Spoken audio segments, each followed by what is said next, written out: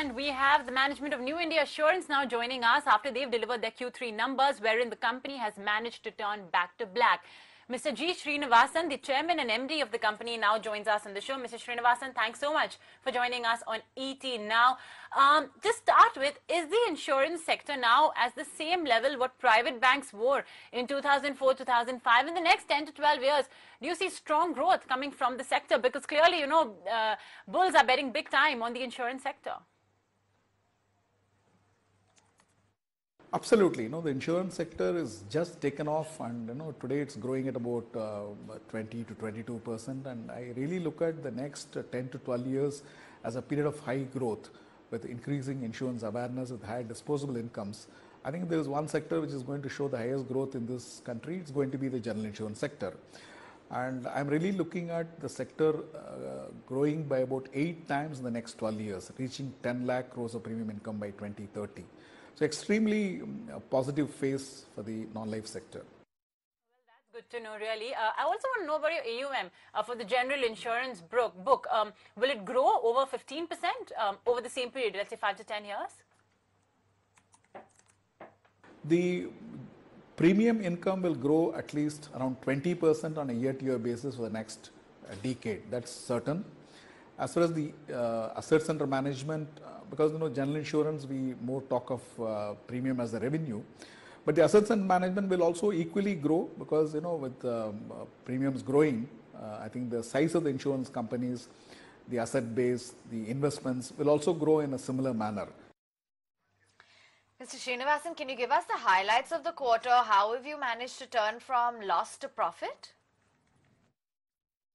See, the performance of the company the last few quarters have been outstanding. This quarter also we have done very well. Our profits increased to 617 crores. Last year, of course, in the same period, we made a small loss of 24 crores. It is mainly because the combined ratio dropped to 109.1% from 123.9%. So almost 13.5% improvement in the combined ratio, largely due to drop in the claims ratio and expense ratio. We had focused on certain lines of business like motor, own damage, health and fire. These portfolios have shown significant improvement, and that's the reason why our claims ratio has come down. The expense ratio has come down largely because of the increase in scale, and we have been able to, productivity levels of employees have gone up. We have been able to do more business without adding to the cost. So this is what is contributing to the drop in the combined ratio and improvement in the underwriting profitability. The first 9 months, we have made a profit of almost 8,865 crores, 300% more than the profits of the same period last year. This is a trend we will continue to maintain and improve in the coming periods as well. Now, the company has the best-in-class cost ratios in the industry. Do you think that this could improve further? Will you maintain this?